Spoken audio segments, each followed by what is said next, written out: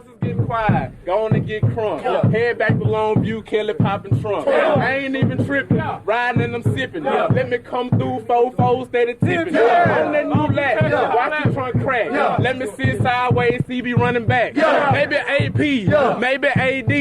I ain't even tripping cause we some athletes. Messing with Smitty in the summertime. He get pissed if we don't make our time. But we gon' get it, cause we gotta finish. Nebraska Horn Hustlers, man, we diminished. Put them boys little, paint like a skittle. I ain't even tripping, I ain't never double dribble. Cause I'm a player from the Himalaya. Let me sit sideways, man. Maybe back door, maybe fall off. Sipping codeine cause I gotta kill a cough. Let me sit sideways in the big Benz. Oh, you boys, they my brothers, they my friends.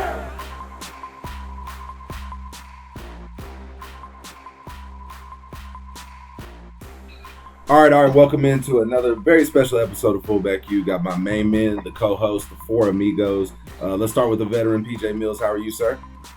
What's up, man? How you doing? Doing well. Rufus Alexander, how are you? I'm doing all right, man. Can't complain. Head Twitter coach of your North Carolina Tar Heels, Roy Williams. How are you, sir? Good, man. Just chilling. Are you sick of it? I'm glad you're a good sport about it, Roy, because I mean, not everybody would be, but I still don't know who the hell doesn't click on a profile picture before they tweet somebody's. I don't get it. But yeah. I don't say I don't see a black guy back there and still go with Roy Williams, a white guy. I mean, they might think I'm one of his players. Maybe he's paying homage to. I don't get it. Man. I do not know. Hey, so check this out. When Kevin Durant and Russ was still here, I tweeted something out, and 5 people thought I was Patty Mills. Wow. And they were getting on me for like weeks. I'm like, you don't see I'm black as Ace of Spades and he's light skinned. This is not hard to figure out. I'm not him. Hey, but did you have that 3-ball like Patty though?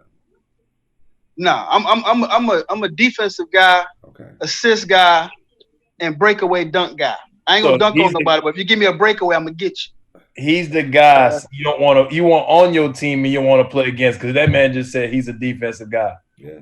But I'm an assist guy. I'm a point guard. I was a point guard. Hey, you come just to enjoy a little basketball and cardio, and PJ ain't letting you get the ball at all. D'ing you up full court. Yeah, I'm D'ing up all day long. Everywhere. Got me out. Hey, man, I'm going to tap out this game. That's real. Yeah, I'm the glove. That's real. Let's start, PJ. What do you think? OU, obviously, the competition wasn't great. Missouri State, they handled business, but what's your thoughts on them? Well, I'm not going to go overboard about it, but I was happy with what I saw. I saw progression again from the defense. I'm seeing that getting better. And obviously the quarterback position, you know, obviously he can throw the ball. I mean, he's as advertised as far as ability. Now the competition will step up more and we'll get to see more, but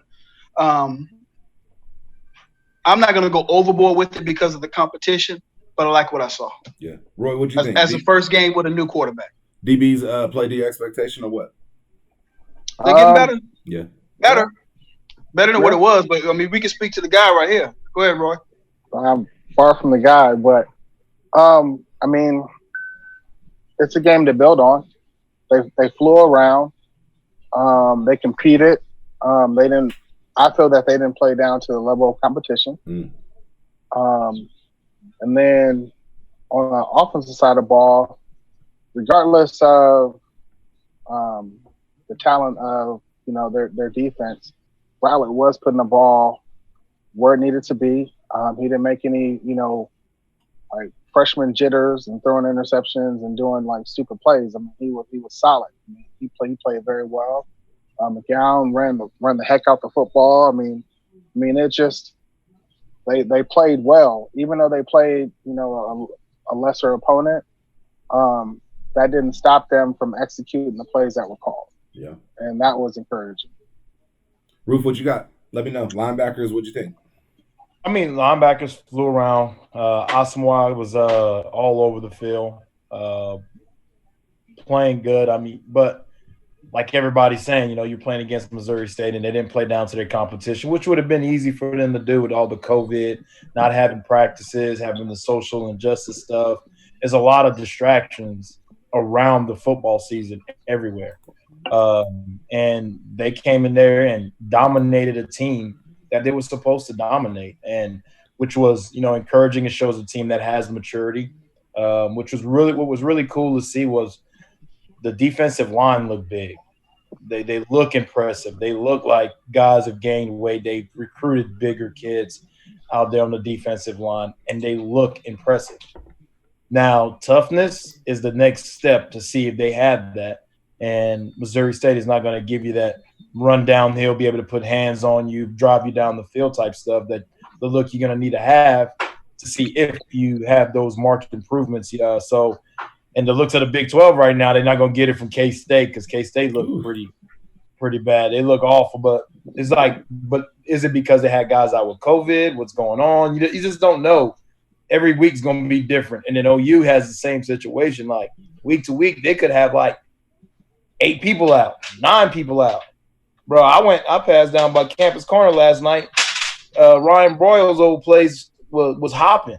The porch was hopping. I mean, long line to get in the porch. No distance, huh? No 6 feet. Going on. So, I mean, line, they right up on each other. It's packed on the port, on the outside part of it. Inside part got to be packed. Line outside to get in it. Shit. So, and they contact tracing, so you can be ruled ineligible without even getting tested positive. Just contact tracing. Oh, you was around somebody that tested, they have it. They said it was around you, you out. Mm-hmm. You out of there. So, I mean, week to week is going to be unique in how the game's going to go, because I'm telling you, we're in a national championship game. It don't matter. I'm sending 30 girls to whatever you out of there. Yeah. Whatever hotel it is that the players are at. They all got all going there. Contact tracing. I'm calling the CDC on them right now. Yeah. Hey man, she had COVID and she was over there hanging out with the star quarterback. Yep. You snitching? Yeah, dry snitching. Hey man, that's awesome. Hey, well, you brought up a great point, Rufus, and I want to get your thoughts because I know you have some thoughts on maybe the opposite side. Personally, I look at you brought up K-State. I look up, man, they playing Arkansas State and they lose. Okay, I get it. Well, then you got to look at Iowa State. You lose to Louisiana at home. Now I get it. Louisiana got some athletes. Don't let me cuss at you, okay? But then you look at, the Houston Baptist out in Lubbock almost pulling off a victory. Do you guys think the Big 12 is doing us favors? Do you think we need to leave? PJ, what you think? It's not doing us any favors in one way. You have to have an elite record to even have an opportunity to get to that Final Four. Now, our name and our history has helped, if we're going to just be honest, but the production on the field has outshined everybody in the Big 12. So far, they haven't held the Big 12 against OU. But again, that was a positive first step. I'm not trying to be negative. I'm just trying to be real. We can't continue to go to these games and get beat up. Ooh. Because then the name, it won't drop as far as what they think about the overall program and the longevity. But they're not going to – if we're in a conference that doesn't have that many good teams, and when we do get a chance, it's not necessarily whether we win or lose. It's how do we compete? And if we get beat up like that again, we may start losing some of those opportunities here and there. And I don't want that to happen. Yeah. Roy, what you think? Pac-12, SEC, or we stay here? No, I think we stay where we're at. I don't really see a benefit as of right now of us trying to hop to the Pac-12 or the SEC or wherever they're thinking our destination may be.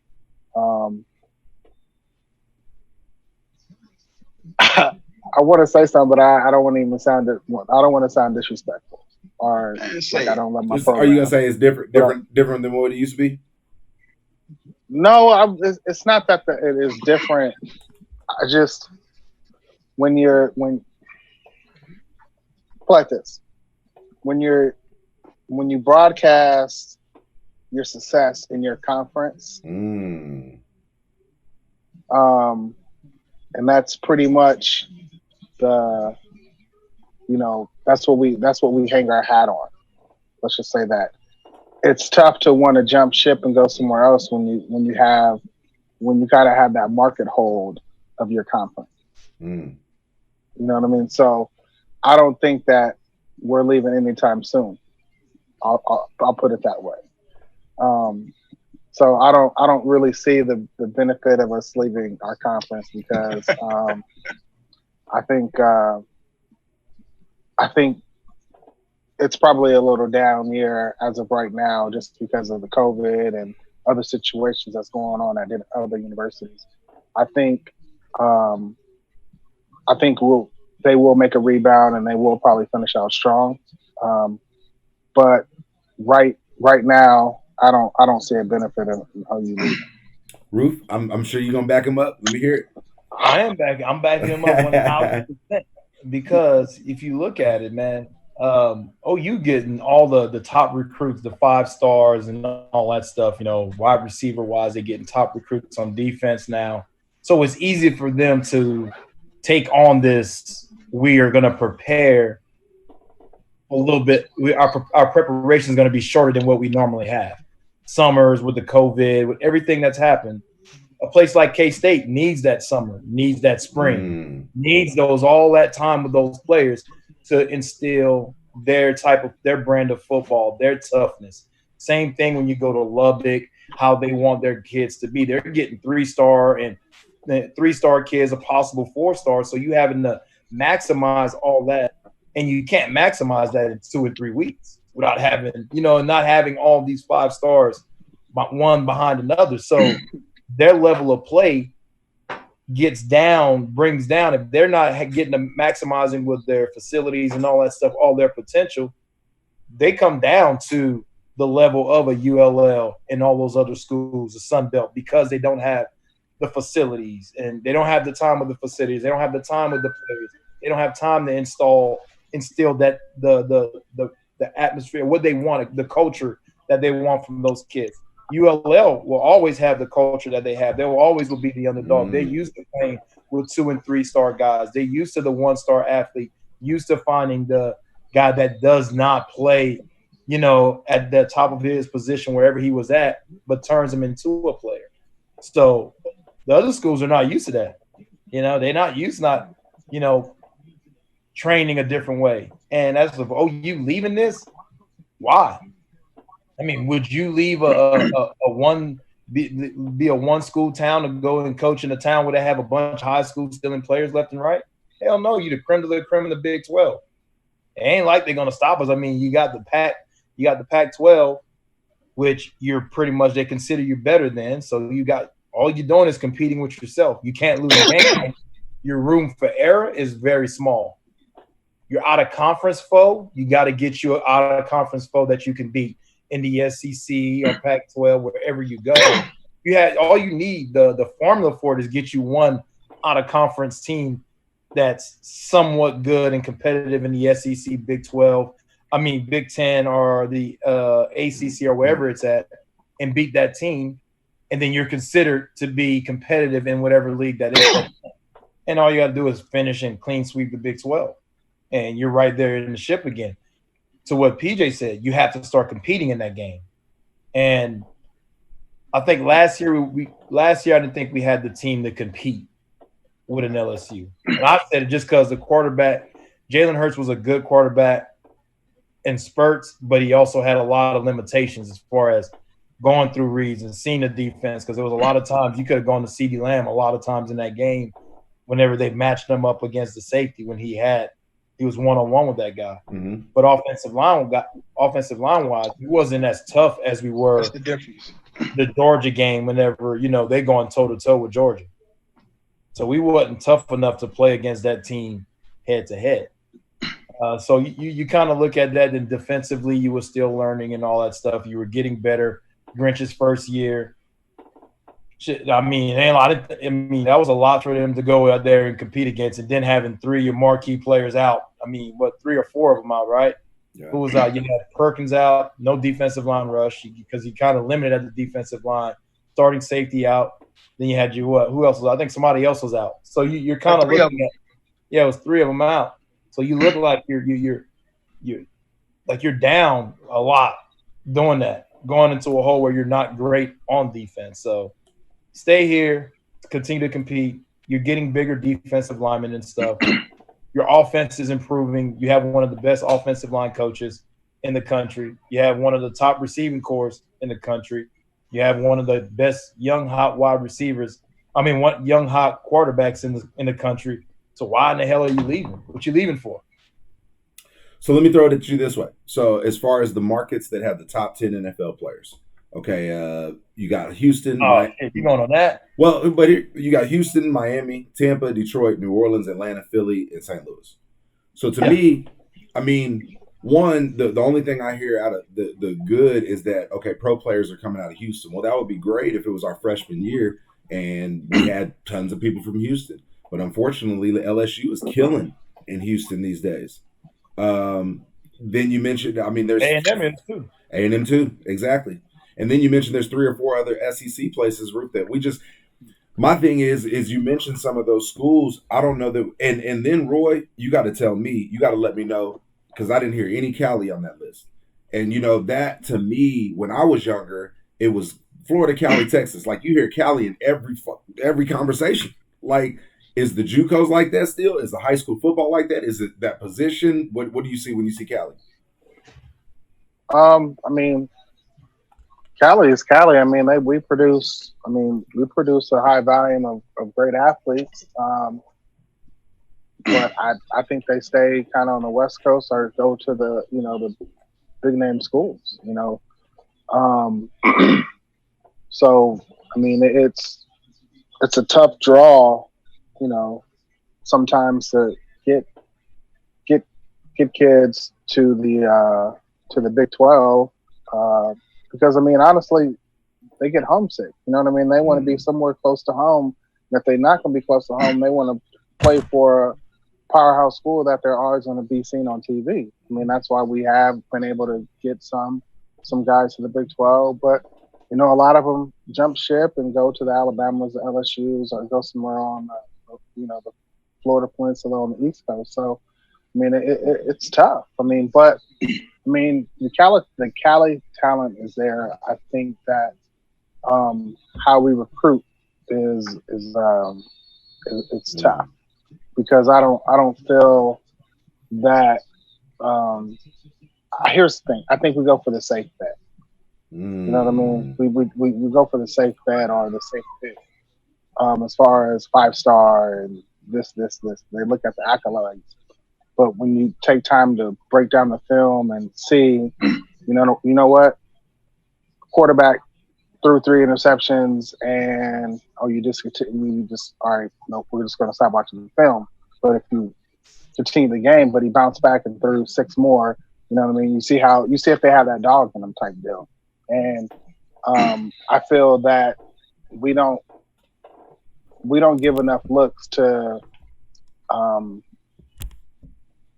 the right talent that we probably need, and don't go for the safe bet. There's a couple of guys in the state of Oklahoma that we let go away. Talk to him, Roy. I don't see it.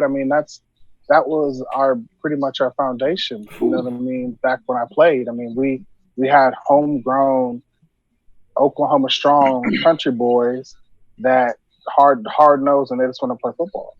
And I feel that we got away from that. And I'm still baffled by some of the talent that is walking out of the state of Oklahoma to go to our Arkansas, fellow conferences, Ohio State, wherever else. We didn't even really give them an opportunity to be a Sooner. And that's sad and disappointing to me. You got any feelings on that, PJ? Both of them obviously said a lot of things that I agree with. The recruiting is crucial. Whether they decide to leave somewhere in the future, if we're going to stay here. But I say this all the time, but I think it's true. Winning changes the narrative. When Clemson got busy and they got their guys, they went and won some chips with them. Same thing with Alabama. When LSU got that crew they had last year, they're making the most of those opportunities. In the early 2000s, we pretty much were. The recruiting has to be more than just leaning on stars. What somebody else thinks somebody's ready. And there needs to be relationship building within the state of Oklahoma and Ohio where you're getting players. Georgia, where you're getting players. Obviously, Texas, Florida, California, like we were saying. You have to have relationships in areas where a lot of that talent is going to come from. Listen, a lot of Sooners are from Oklahoma, but there's others of us that aren't. Yeah. My mentality is always this. Once you get here, you are a Sooner. We need to recruit to win the national championship, not recruit to win the Big 12. Because if we're good enough to win the national championship, we'll handle the Big 12. We see what we're up against. I'm not saying take anybody for granted. You need to get bigger, stronger, more physical, smart, aggressive guys on both sides of the field that can comprehend the playbook and know that somebody – let me tell you, the scariest thing to me was in college. The bench. Yeah, absolutely. The bench. Yeah. So if you got somebody, you should have that inner drive anyway.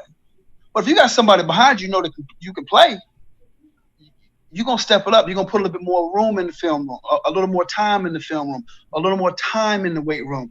You're going to maybe do a couple of things that they don't necessarily know about. Not bad, but I'm saying maybe run on your own or something that is getting you closer to what you want to be, which is the best athlete you can be. There's limitations on us all.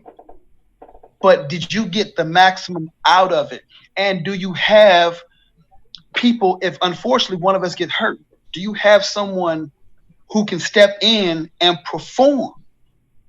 Because if we're one guy away from, we got a senior and we got a freshman, that means the recruiting hasn't been good enough. Now, I'm not knocking OU's recruiting overall because we've been to the Final Four multiple times. But are we stacking talent? Right? That's a great point, PJ. That's just, and I'm not attacking anybody. No, yeah. All of us love OU, but all of us are going to tell the truth as we see it. I'm gonna throw it to you. As we see it. No. So that's what I'm looking for. I'm looking for the recruiting to get better, deeper. We lost 4 guys off the line, 2 years ago? I think all 4 of them went to the league. One was left Creed, I believe. Mm-hmm. When you have the consistency of the offensive line at OU, which has been very consistent, we should be able to fill a little bit better than we did. Right? Yeah. So recruiting is the lifeblood is the lifeblood of anything. Recruiting and depth is the lifeblood of anything. We've won too many games. We've been in too many Final Fours. We've been in too many national championship opportunities where we're not getting these guys to come here. Once we figure out where that broken link is, it's gonna go to another level. And that's when we're gonna start winning national championships. So in my opinion. Before I throw it to you, Rufus, let me throw it a different way. There's a 5-star D tackle out of your home state in Louisiana. The kid's a beast. I think it's Mason Spitz' his name. If looking from the outside in, if you're one of the nation's top D tackles, I mean, you got to say that one of the top 3 places you're looking is LSU, Bama, or Clemson. Yeah, coming there. Well, can we get those guys? And so that's where I look at. I want to make your job easier as a linebacker. If you're a linebacker, I want to keep guys off of Roy. I mean, what's it take to beat out BV? Oh, and along with that, I want you to comment on, nobody knows OU's roster like you. But PJ brought up a great point of how many times, Roof, have we had a senior backed up by a freshman?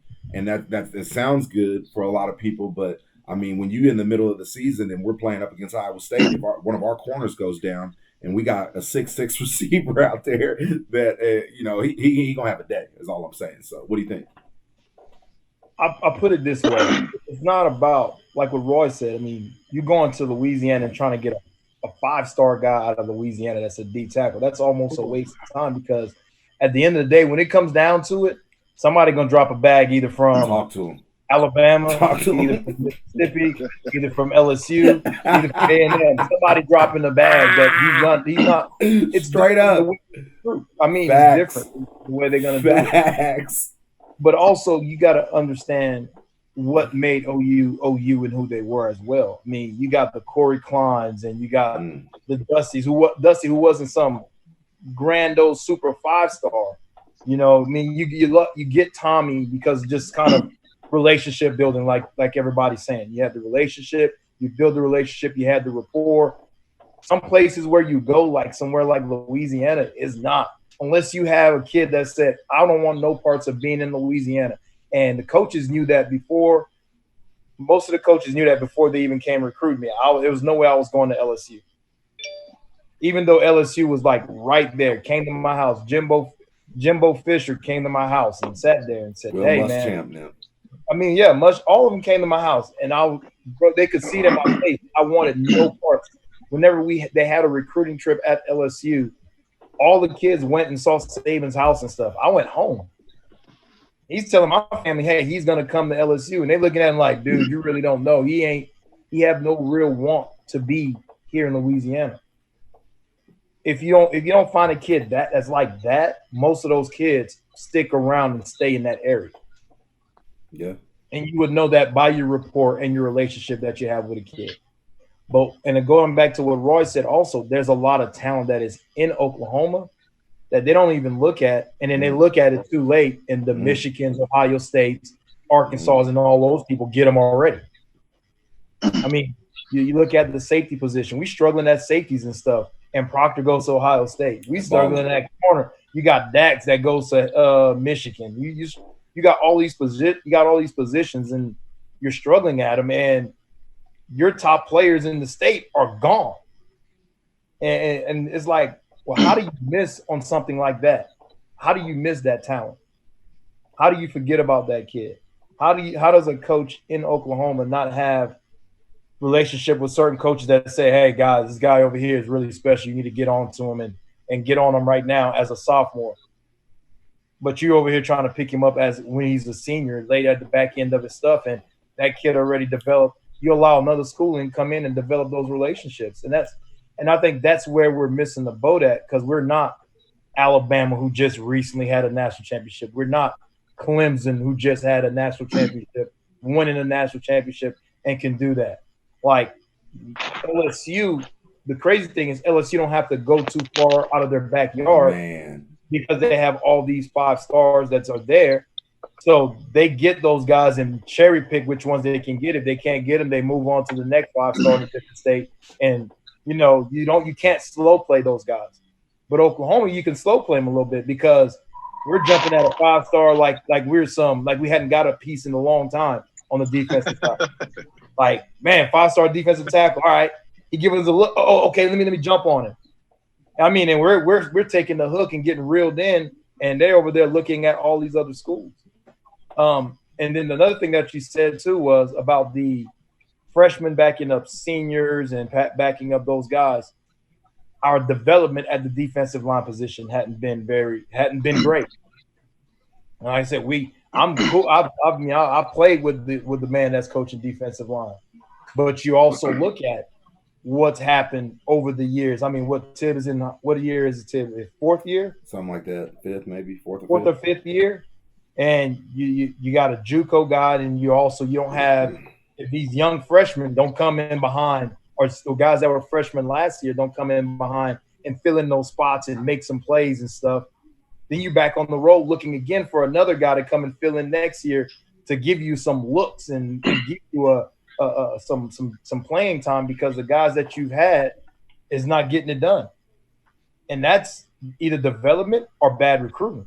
Or you're looking at stars and you're not getting what you got out of these stars that you've looked at. And that goes back to getting that hungry defensive line kid that may be a 3 or 4 star in Oklahoma, or that 3 or 4 star in places like Louisiana, Alabama, South Carolina, Mississippi. Those are 3 and 4 star guys that may be dominant here, but they don't have relationship with coaches out in those areas, like talking about it and say, "Hey, I got a 3-star kid. He's really special, very raw. He plays at a starry-ass school. Yeah. But look, come check him out. See what he's doing. Break down his film. Look at his off. Look at how big the kid is." All the small homeworks that everybody's done in the past, that I think we're missing something in those areas and missing those kids. Like you said, there's no reason BV came up to Kansas and get an Isaiah Thomas to come all the way to play at Clemson. And he was, what, a 3-star kid? Yeah. 3-star kid, and turn that kid into a Buckets Award winner. That's Brent Venables at Clemson coming to Kansas. We're closer that way. And you telling me we couldn't evaluate that talent on film? That's where I said we're not the university, not to say we are, but the university is not looking, and the recruiting is so different in how they're approaching it. It makes it look like, man, wait, how are we missing on kids and how we're not getting these backups, so we're not having the development that we need. And that's where, I think you're seeing now Grinch is having good success in development. Roy Manning's having good success in development. We're going to see what Kane does as well with his success in development. And hopefully this takes some of the pressure off of Tibbs' plate, and he can develop the guys right there. And then you can start making a lot of great moves. Yeah. Man, Roy brought up a great point. That shit hit me, man. Just talking about, I didn't get no Jordan envelope in the mailbox. You know what I mean? Oh, you told me no 5 or 6 times. But when they finally told me yes, the sales pitch was, you probably going to come here to try to compete for a national championship. That was the only thing they said. That's it. Hey, Dallas just came back and won. Did they really? I told you it was out there. Dallas versus everybody. Let's go. Did they win by 1? So they're down 15. They won by 1. Yeah. 40-39. That onside kick. The onside kick was pretty tight. How you feel? How you feel about it, Roy? Live reaction from you, Roy. They make you proud? No, it was a great comeback. It truly was. They could have easily folded for 10th, but they didn't, and they came back and won. Man, good for them. Yeah. I love my Cowboys with no expectations. Hey, that's what's up. I can tell. Hey, I ain't gonna lie. It didn't look good this early on. It did not. It looked good to me because we won. Because I thought we was gonna lose. Hey, they had to go temp. They needed. They got to stay with tempo. That seems that's gonna be their team's success. They got to do tempo with Dax. He seems more comfortable when he does it. Yeah, Lamb looked good too. Yeah, absolutely. Whenever they don't go tempo, they struggle. When they pace out the game and stuff, their team they stall out. But they went tempo and it got them back in the game. Let's go to this. What are you guys looking for? I know you guys are busy guys. I appreciate you coming on. But what are you guys looking for from OU throughout the season? PJ started up. But what are you looking for? Are you looking for them just win the Big 12? Development. Yeah. I want development. The wins come after the work is put in. Go ahead. I was like, I'm with you on that, the development part of it, and I just want to see him just continue to push and work. It's almost like this year is going to be a different kind of year at some point, and you just don't know this year, but you just want those guys to keep on getting better and develop and see who's the next guys that come in. I think here they've stacked the year where they've gotten really good, solid talent. Now let's see if they can stack another year and get another group of solid talent and blend in what they had in the past. And that's what made us so great. When Roy left, you had a Rodney Poole. Yeah. You had another safety that came right behind that guy. You had another corner that came. Bassey. Yeah, Bass. Yeah, all these kids that came all these guys that came behind really good players, and they became really good in their own right when those guys left. And you just haven't had that consistent flow. I'm just looking for a flow from year to year. And I'm like, all right, damn, they're getting somewhere. And they just – until they get the flow of the team where it does like the Roy years, they got it on offense. They can do it like the years when Roy in the 2000s and whenever we just kept – it didn't matter who we put out a solid defense each year. I think you'll have a chance to win a national championship because you'll keep getting better. Guys will get better. Roy, go ahead, PJ. I agree with all that. My thing is, do you know what you want to accomplish? Do you have a roadmap how to get there? Not just we want to win the championship. Is there a plan? Do you know what you're looking for and do you know what you're looking for out of an athlete that's a safety or out of an outside linebacker? Or do you know what you want at that position? Do you know what type of player you want? And once you get down what you're actually looking for, I think it's going to be a little easier to find it. Because if you don't have a game plan, I don't think that's ever smart. And I know they have a game plan, so to speak, but I mean a game plan on recruiting. Because that's where I think we're at. I think we got a really good offensive head coach.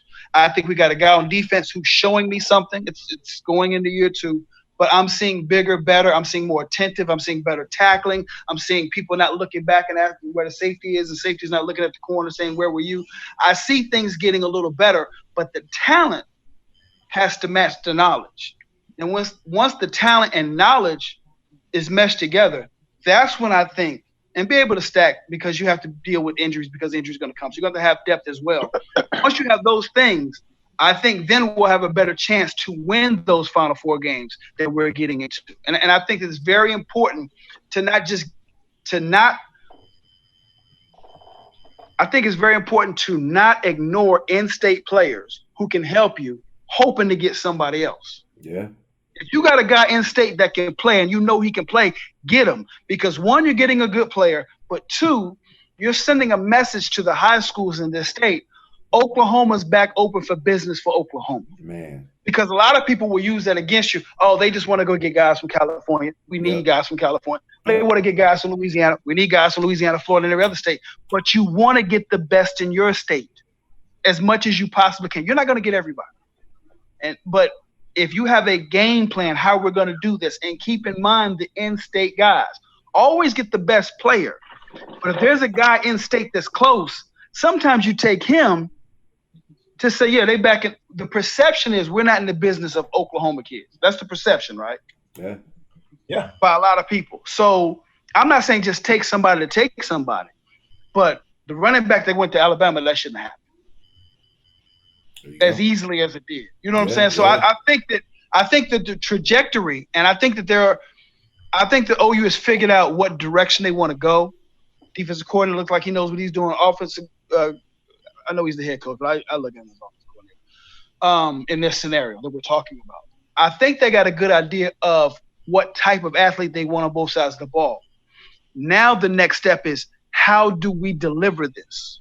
Where do we go in-state? Where do we go out of state? What are we looking for? Who can we sign? Who can we develop? Because it's about seeing who an athlete is and where you think you can take it.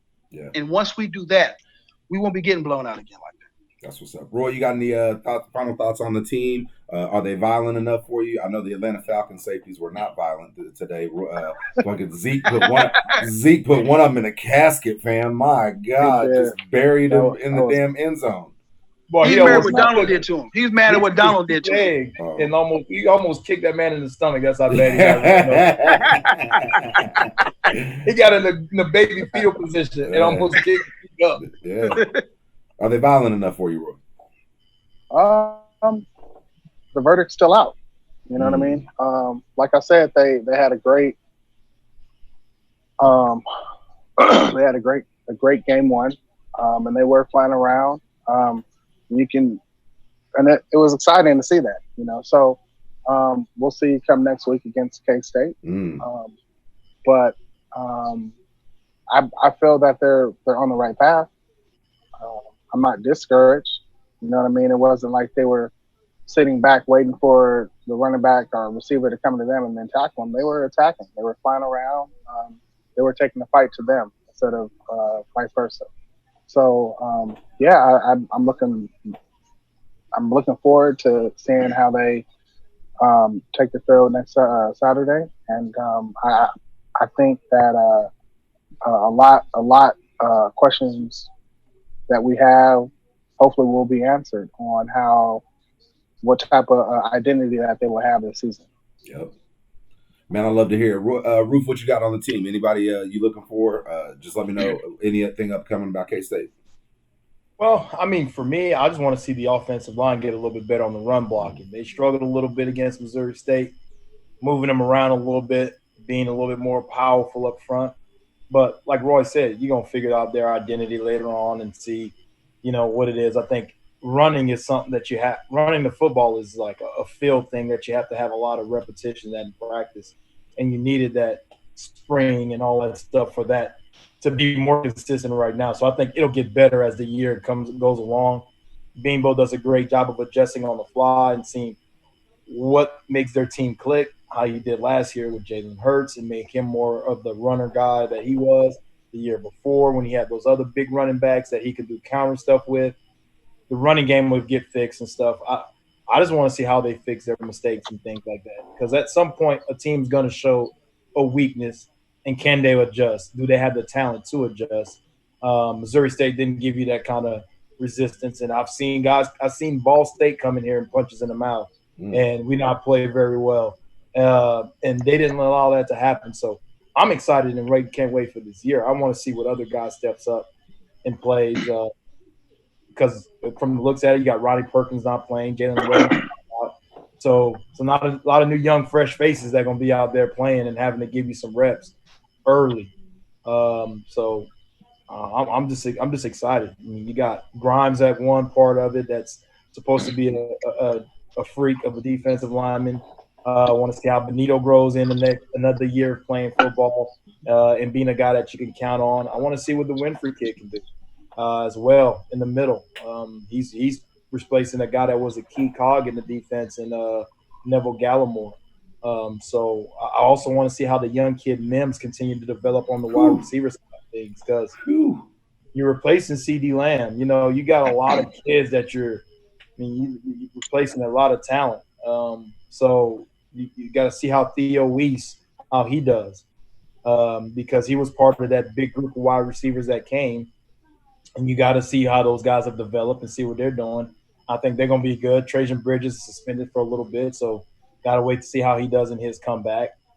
Sorry about Hazelwood, getting injured. See how Stogner's development continues to go. I mean, you just got all these players that you can still be excited about.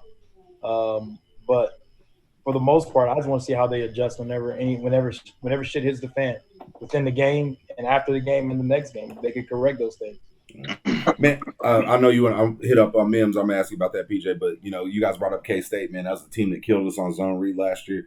Beat the team. They got a nice tailback, Deuce Vaughn, little scat back. So I think the team has a lot they can prove. But PJ, what was you gonna say about Mims? I was gonna say God bless the DBs that had to guard that kid last year. Yes, my goodness. I don't care. I know he went to a 5A school in Texas, but I know he was just torching everybody. Yeah, no doubt. Lot of ability there. No question about it. Kansas State, they lost. So they're going to be hungry. Mm-hmm. You know what I'm saying? A wounded animal is a dangerous animal. You know what I'm saying? So I think that they're going to come back and they're going to play extremely hard. And you need games like that. Usually people are amped up to play Oklahoma anyway. But they know they got embarrassed on national TV losing the way they did. Yeah. Right? I mean, we know that. Yeah. It happens to the best of people. But this is a game where OU wants to build – I think OU wants to be in a situation where we build sustainable effort and be consistent in how you play. Once you get to a point where a player and positions are able to perform what you want them to do, I think people – muted himself. Unmute yourself. You have that, and you have depth. I think that we're going to beat Kansas State. We're going to beat Kansas State. But to me, I want to see us take it to them, not just win. I want to see all levels get better week in and week out. Roy, finish them off. Like I said, what positions you looking for? Anything against K-State? They were always – it seemed like that was the battle of the Big 12 back in y'all's day. I mean, obviously Texas was pretty good. But y'all seem to play them. Y'all played them twice in the 2000 season, always disciplined. Bill Snyder kind of carried over into their new coach, it seemed like, with fundamentally sound stuff. RPO's going to give us headaches. They got fullbacks. Let me know what you're thinking. K-State was always a tough opponent for us. I mean, they hard-nosed. They had that grit, that they had that fight. They never gave up, and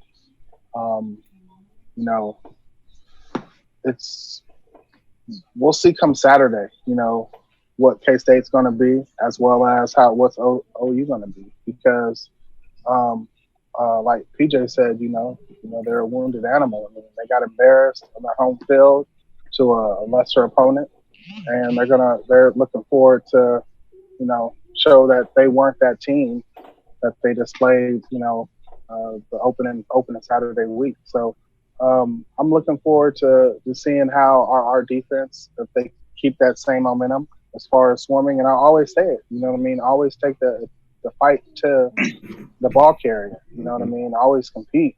Because, when you are relentlessly attacking and always playing smash around football, hitting them, they're going to know it's going to be a long day.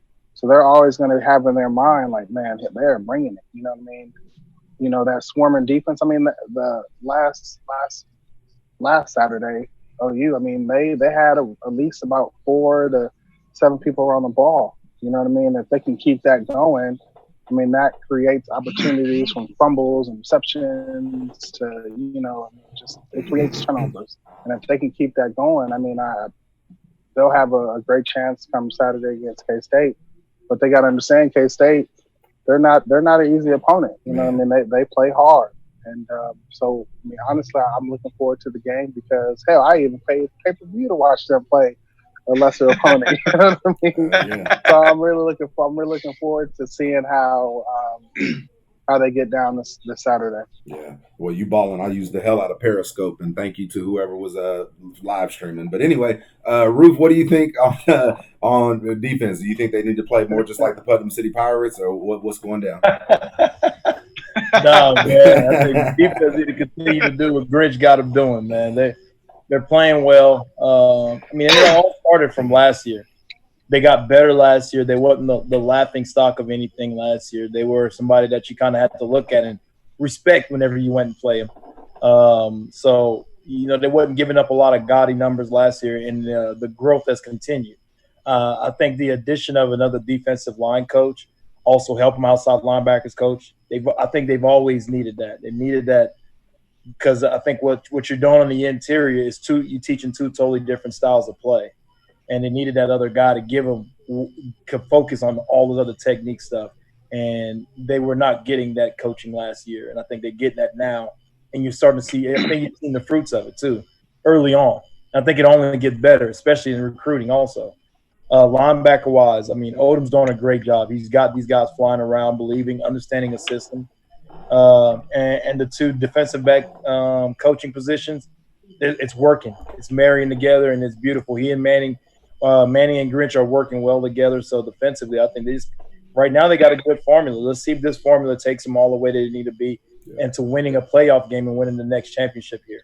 Because it's a really good formula, and hopefully it can stay consistent, and you keep this coach here as well. Well, speaking of championship year, I mean, I don't know, PJ, I don't know if he'd even make it through it because the Cowboys won today, OU doing great, and then the Lakers look like they're going to take it off. So I don't know, PJ, are you – We might win everything this year. Roy, are you a Lakers fan as well? I mean, how's this working? I root for California teams. Like, for instance, when I got to OU in '98, it was pretty much when you come from a state, like, you are that state. That's you know real. what I mean? It's California versus everybody. That's real. I mean, that's just what it is. So I do root for California teams. I'm a Warrior fan, but I like the Lakers as well. I like the Sacramento Kings. I mean, I like to see California sporting teams do good. I mean, you root for them regardless of hometown pride. And coming off of what Rufus said, he mentioned Coach Odom. I mean, I feel more encouraged that we have more guys that actually did it at the university. You got DeMarco back. You got Odom there. You know what I'm saying? You got Tibb. I mean, Coach Gundy. Yeah. But you have those guys there that have done it and know what it means to be Sooner bred. You know what I mean? And so to restore, for me, it's like I see now that we are able to actually restore what it means to be a Sooner. That's real. You want to finish it off, PJ and Roy? Ruth? Both of them made good points. I would just say this. One of the things I'm happy about from a coaching perspective is it looks as though they see the holes, they see the weaknesses, and they're not just acknowledging them, they're doing something about it.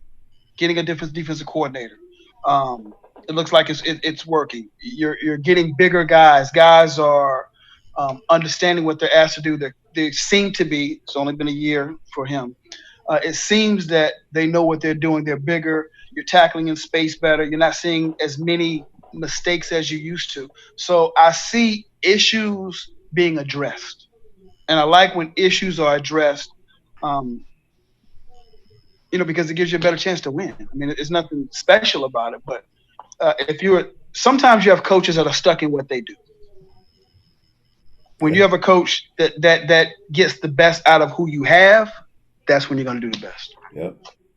No, that's 1,000% real. I have to listen to Rufus complain about all these offensive coordinators he faces, trying to do too much, man. So he can tell you everything I know. Hey, I'm like, man. brother, I get it. Go ahead. High school's rough, man. Right now, I'm preparing to play against Edmond North, and like I said, their offensive coordinator do a lot. I mean, you talk about from quads to empty jet motion to I formation, triple option to Let's get it. double tight. Keeping you up at night. I mean, bro, I'm like, bro, and I'm looking at it, I'm like, all these formations and things that they're doing, that's all different blocking schemes. How you teaching this to high school kids? So it's kind of unique, kind of going in and being in high school and coaching defense against guys and seeing what each team's identity are and which team don't have an identity. It's just funny looking at Oklahoma football and watching other kids in 6A, man. They got big kids in Oklahoma that's not really getting the proper coaching, the proper training, and all that stuff. So it's been fun. It's been unique so far. So the Pirates right now, we're 2-1. Defense almost pitched 2 shutouts. We got beat by PC North, but I mean we should have gave less touchdowns away in that one. Yeah, you'll do it. Hey JD, can I ask one question of each one of you? A little bit separate. Just take them in order. Okay, so Roy. Yeah. You're playing a game. What safety in history would you want beside you? Ooh. In college or in professional? You can do both. You can do college and pro, or you can pick just pro, whatever you want to do. Because I know you play with guys in college. You may want to mention them in college and then go to the pro. I'm not saying that you played with. I'm saying any safety ever could be beside you. Rufus, you know what's coming next, and JD, you know who you want. Oh, yeah. Behind you as far as going to be running the ball if they don't give it to you. That's tough. To be fair, I honestly didn't really watch college ball when I was in college. You can be pro. You can pick a pro. No. But I honestly would take Book. Oh wow. On the real, I would take Brandon Everett. I'll take Brandon. Just for his intensity and his play. I mean, I love sitting up with Beaton. Yeah, absolutely. What about the pros? Pros. That's tough. You didn't have to play with him. What about Sean Taylor? I would love to play with Sean Taylor. Ed Reed, Ronnie Lott. But I get that. I get that. Well, he got somebody else in mind. No, it's not that I have somebody else in mind. Because I love suiting up with Darren Woodson. You know what I mean? Because my first couple of years, Woody was like, "Nah, young fella, you go ahead and be down there on the ball and be all in that chaos." You know what I mean? And so I was able to just rack up, you know what I mean, the stats. So Darren would be up there. And then again, I mean, why wouldn't I want to suit up with my idols? You know what I mean? Like the Ronnie Lotts and the Steve Atwaters. You feel me? That's a good one. Guys, I like to stay away from. Here's my thing though. I would have loved to suit up with Jack Tatum. Yeah. Oh, yes. You know what I mean? Because we would have been out there laying some folks out, dog. And for me I would have loved to play in that era, dog, because my style of tackling fit in that era. You know what I mean? So, but I would have loved to hit. I would have loved to have been side by side with Steve Atwater too. Mm-hmm. Oh my! Oh yeah. What? Yeah, what? You like them hammer bringers. We're throwing the ball towards the sideline all game. All game. You better run or go. You run towards the middle, your ass ain't coming back. Okay, I'm just telling you right now. I'm going out routes and Yes. The whole Rufus. Okay. Everything on the outside of the hash I can have, but everything in this middle is patrolled. That's where I'm gonna be. By 2 people. See. Yeah. Rufus, who you want beside you? Man, college and pro, don't matter. I mean, college-wise, and then pro. I'm gonna have to say Gay Ron Allen because he taught me the game. Okay. I've never played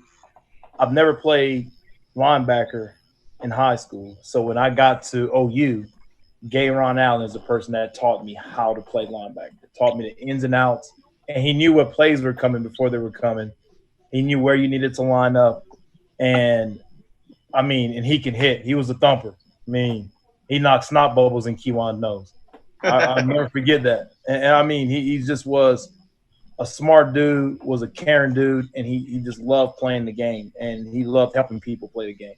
Yeah. So not wanting to play alongside somebody like that is crazy. Yeah. NFL-wise? All time. What backer you want beside you? Man. Even though I don't like this guy. That's the best one you got to get that up to. Yeah. I love it. I do not like this guy. Just his intensity when he played with the Bears. Mike Singletary, I would love to play beside this guy because of just his nastiness and the way he played the game. Like he's trying to end you, and when he hits you, he just today. And then as he coached the same. I'd say he tried to end you, but he was just a different kind of. I couldn't stand him as a coach, but as a player, after watching what they did with the Bears tape and going back and looking at the history of football and watching him play, man, the dude was real. To play beside him and watch somebody and have that same attitude and nastiness with me, along with somebody that is just as crazy and as mean as I am, I love it. Yeah. I'll take AD in college, obviously. Dude could take anything 80 yards at any time. Made us look good when we were bad, made us, look good when we were good. So pros, man, my dad would be mad at me for not taking Jim Brown, but I got to take Barry Sanders, bro. It's just tough. Sanders ain't play with no fullback. Hey, I'll do it though. That's what I'm saying, bro. I'll be blocking downfield and just like, oh my God, running down. We gonna be on World Star, like like going crazy. But what about you, P? I love it. What about you? Come on, the greatest, Jerry Rice. Yeah. He would pick Jerry Rice. He's the greatest. What about college though? Who would I have wanted to play with in college? Ooh. College is hard. How you gonna pose the question and not have an answer? Yeah. If I remember correctly, sir, I think you took a couple minutes. Yeah. Ooh. College. That's really hard. You know who I loved in college? And I'm not even gonna say he's the best, but he may have been my favorite to watch play. He wasn't the best. My favorite to watch was Peter Ward. Man. His footwork was impeccable. Petey was crazy. He's not the. I could have picked Moss. I could have picked Fitzgerald. They're better receivers, but play with. Man. It was fun watching him play. His footwork was immaculate. Kids don't know nothing about Peter. He wasn't even really that fast, but his footwork was immaculate. I love watching. I love watching Peter Ward play. And the first college receiver I ever fell in love with was Anthony Carter. In the early '80s, older than all of y'all. He was going deep all the time. Number one at Michigan. He was amazing.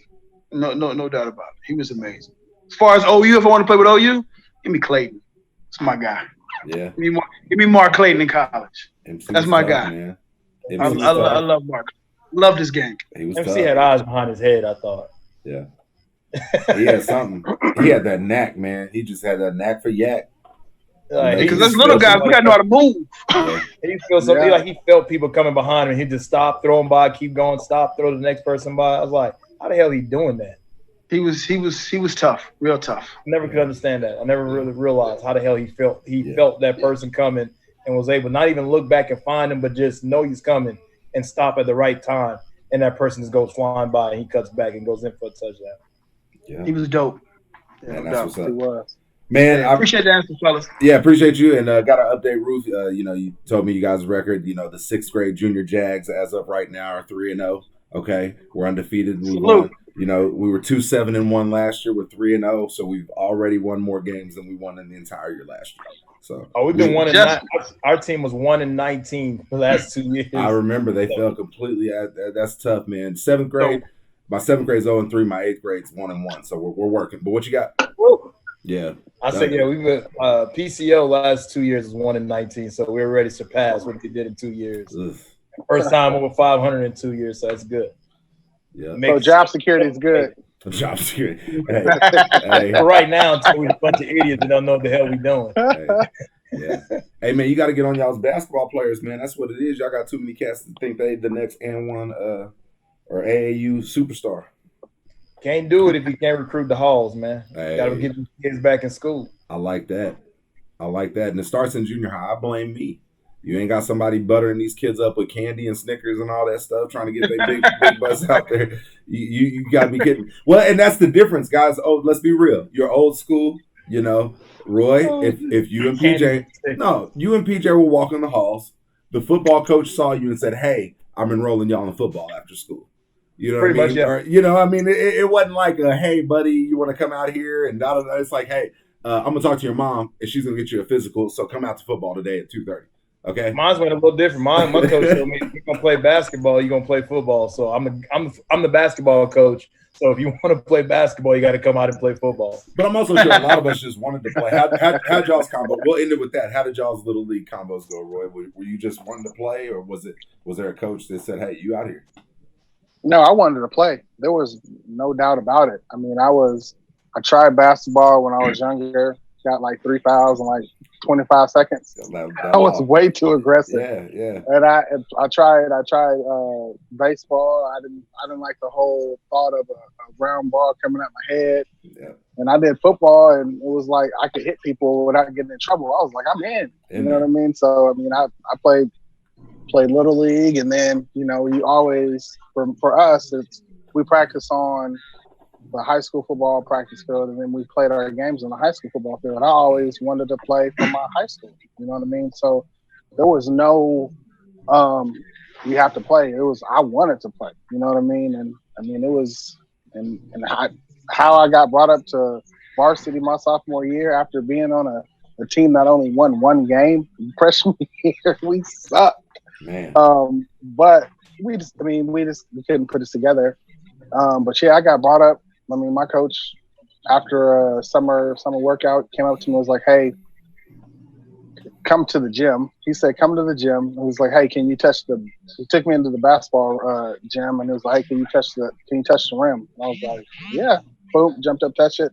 He was like, "All right, come back at I think like 1:30, whatever, sometime in the afternoon." Next thing I know, I'm on varsity. You know, they threw me in there. Like I was starting. Like I was like, "What? What?" I'm a starting corner in high school.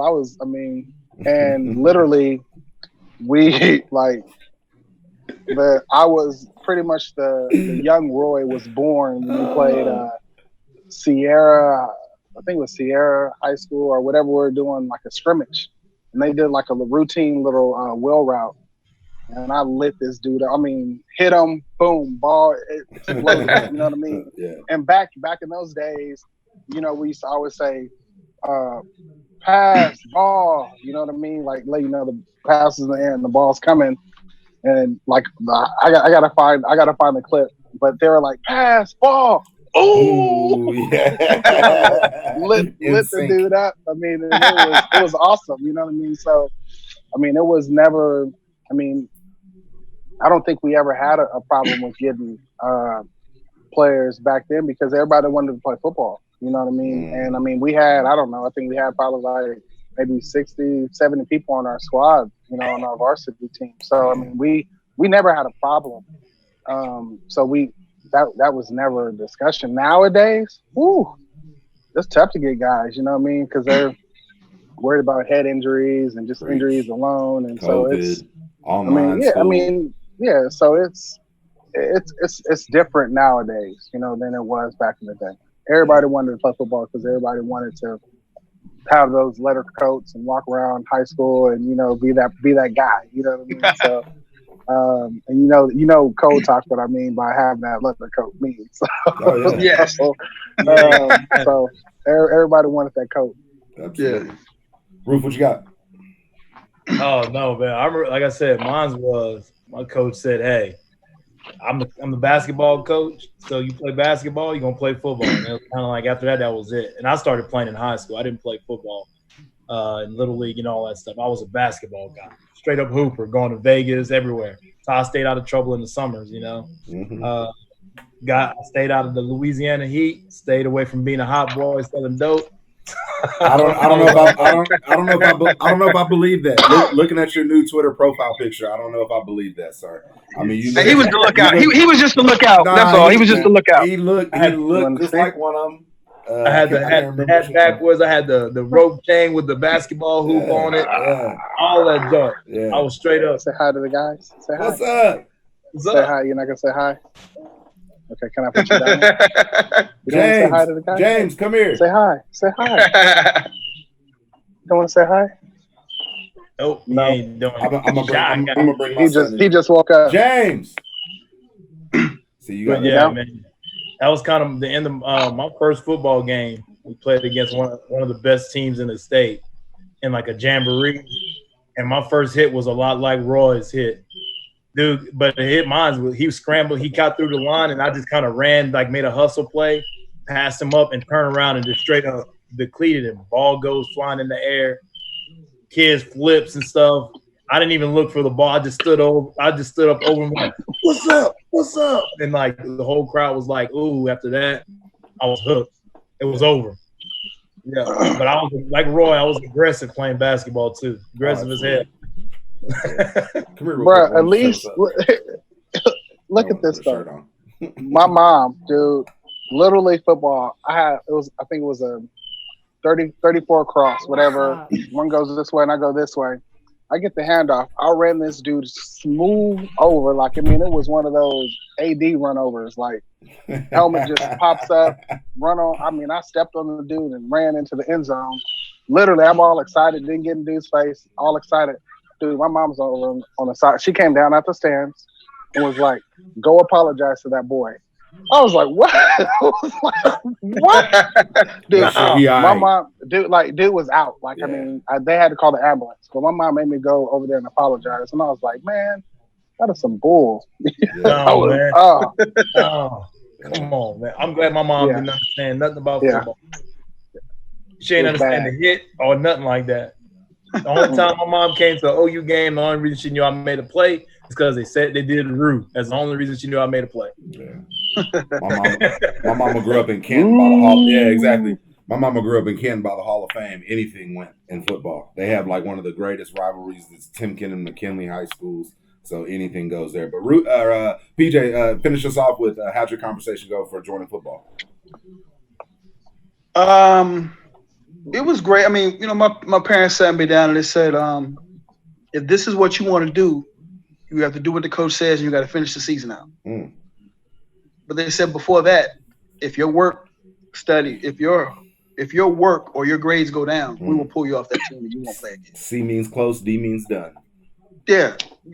Yeah. So it was a B+ to stay on that. So they made education important.